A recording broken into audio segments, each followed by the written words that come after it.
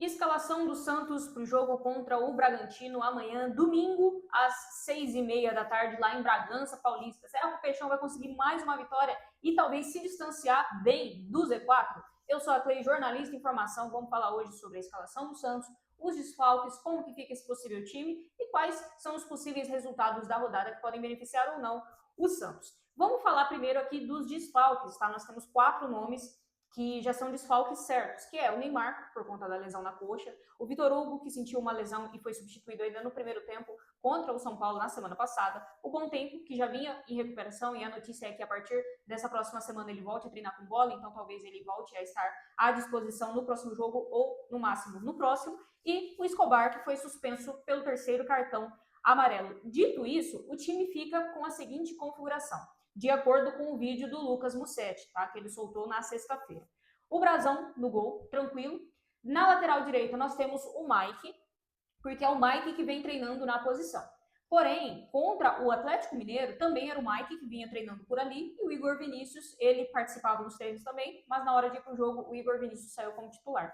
O Mike, por estar treinando, né, no dia a dia, larga na frente, mas também não seria surpresa nenhuma ver o Igor Vinícius como titular na lateral direita amanhã. Depois, nós temos, muito provavelmente, o Alexis Duarte fazendo a sua estreia na zaga, porque o Adonis Frias sentiu um incômodo e foi até preservado de alguns treinos nessa semana, né? E aí, por conta disso, a comissão ainda vai avaliar se ele vai para o jogo ou se ele não vai nem ser relacionado, e a tendência é que o Alexis Duarte faça a estreia dele. Ao lado dele, Luan Pérez, o Souza na lateral esquerda, é o substituto imediato aí para o Escobar, e o meio de campo fica aquele meio que jogou contra o São Paulo. Nós teremos Schmidt, Zé Rafael, Barreal e Roleiser, e a dupla de ataque será Guilherme e Lautaro Dias. Sobre a escalação em si, gente, não tenho muito aqui o que comentar, tá bom? Eu gostaria de outro jogador no lugar do Barreal, porque eu senti que não ficou muito legal no jogo contra o São Paulo. Nada assim de erros assombrosos e nem nada do tipo, mas eu não gostei muito da entrada do Barreal. Eu acho que fica um pouco sem pegada de marcação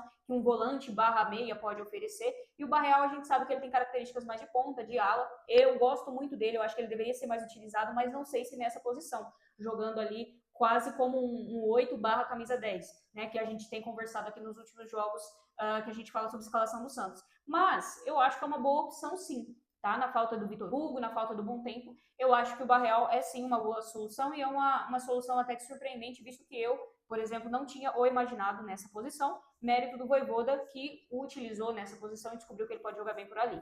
Mas eu acredito que ainda não é a dele. Eu gostaria de ver ele na dupla do ataque, mas isso aí teria que tirar o Guilherme, visto que o Barreal joga principalmente pela esquerda, e o Amado é muito difícil que saia do time, né? Entra treinador, sai treinador, ele continua sendo titular, porque ele tem os méritos dele, porque ele faz os gols dele e porque ele ajuda bastante na recomposição. Então, acredito que nesse momento, para o Barreal ser titular, só sendo nessa posição mesmo. No mais, eu gostaria do Vitor Hugo ou do Bontempo jogando pelo meio, junto com o Zé, junto com o Roleiser e junto com o Schmidt, tá? Para que o Zé possa voltar a ser o meia lá pelo lado esquerdo, e aí ou o Bontempo ou o Vitor Hugo façam essa função de meia aqui pela direita. Principalmente o Bontempo, estou muito curiosa para ver ele nesse esquema do Vojvoda. Acredito que talvez por voltar primeiro que o Vitor Hugo de lesão, ele tenha uma oportunidade, visto que, como eu falei, o Barreal até que jogou bem, mas eu não acredito que seja o ideal. Eu acredito que o ideal é que o Zé jogue pela meia esquerda e que você tenha um meia direito aqui de origem para ocupar essa posição. Não tenho mais o que falar da escalação, é só esse detalhezinho mesmo. O resto tem se portado muito bem. Talvez na lateral direita eu prefira Igor Vinícius do que o Mike, mas é porque o Mike realmente, desde que ele chegou, ele não fez nada demais, assim, porque você olha e brilha os olhos e entenda por que esse cara ganha quase R$ 1.000.000 por mês e por que ele é a solução dos problemas da lateral do Santos. Não tem sido esse cara. O Igor Vinícius, inclusive, contra o Atlético Mineiro, joga muito bem. Então, por ser um jogo ainda mais fora de casa, eu acho que eu gostaria de ver o Igor Vinícius para que o Santos fique cada vez mais parecido com aquele Santos, principalmente do primeiro tempo, contra o Atlético Mineiro. No mais, é isso, sem comentário sobre a escalação, gosto do que vejo, só não gostaria de ver o Vojvoda colocando Tassiano no segundo tempo, né? Porque aí você tá de brincadeira com a minha cara. No mais, é isso aí, rapaziada. Vamos falar aqui dos próximos da tabela de jogos de classificação, caso o que vai acontecer, caso o Santos tenha uma rodada que o favoreça, e depois a gente fala dos próximos jogos, tá? A rodada, ela começa hoje e o Santos tem que olhar para resultados de Internacional, Vasco e Ceará. Por que eu não estou falando da rapaziada de baixo? Porque eu estou considerando que o Santos vai pontuar, que o Santos vai trazer os 3 pontos. Tá? Eu sei que não é um jogo fácil, que é um jogo delicado, mas eu acredito que se o Santos jogar como jogou contra o Atlético Mineiro, o Santos tem totais capacidades de trazer 3 pontos. O Bragantino não vive um bom momento, não é de hoje. O Bragantino faz uns 2 meses aí que está em queda livre na tabela. Então eu acho que o Santos pode muito bem se aproveitar dessa situação. O Vasco recebe o Cruzeiro. O Cruzeiro é um dos visitantes mais indigestos do Campeonato Brasileiro. Além do que, está disputando ali ponto a ponto a liderança com o Flamengo. Então, eu acho que o Cruzeiro vem para ganhar esse jogo, tá? Vamos considerar que o Cruzeiro vai ganhar do Vasco. O Vasco, então, vai permanecer com 27 pontos. Depois, o Internacional. O Internacional vai jogar contra o Juventude. O Juventude vai receber o Internacional em casa. E aqui é um jogo que pode dar empate, tá? Por quê? Porque os dois times estão na merda, né? Os dois times estão muito mal. Eu não posso considerar que o Juventude vai simplesmente ganhar do Inter, porque o Inter não tá morto e o Juventude é quem tá na zona de rebaixamento. Mas não me surpreenderia caso o Inter perdesse, né? O Internacional, que ainda tá tentando entender como que vai ser ali a questão do técnico, eu não sei se o Ramon Dias já chega para comandar esse jogo, mas eu acho que é um momento ainda de turbulência, que ou o Juventude pode ganhar, dar essa zebra aí, ou então fica no empate que não vai sair muito caro para ninguém, né? O que seria o esperado. E depois a gente vai ter o Ceará. O Ceará joga só na segunda-feira, lá no Morumbi. O São Paulo, que precisa dar uma resposta para sua torcida, para afastar qualquer tipo de crise de relacionamento, foi eliminado da Libertadores nessa semana, sofreu ali com alguns protestos por parte da torcida. Então, o São Paulo, acredito que vai fazer de tudo para ganhar esse jogo, justamente para afastar qualquer tipo de crise de relacionamento com a sua torcida e continuar bem no Campeonato Brasileiro. Dito isso, se o Ceará perde, se o Vasco perde, se o Internacional empata e o Santos ganha, o Santos vai a 29, assim ocuparia então a 12ª colocação do Campeonato Brasileiro. Essa seria a rodada perfeita para o Santos Futebol Clube. Mas, antes de tudo, antes de qualquer coisa, ele precisa fazer a parte dele. Fechou? E falando agora de próximos jogos, tá? Eu considero que o Santos vai sim pontuar contra o Bragantino, que nem eu falei, uma vitória é possível, mas acredito que no mínimo um empate a gente traz de lá, uma derrota não seria um resultado legal para nós.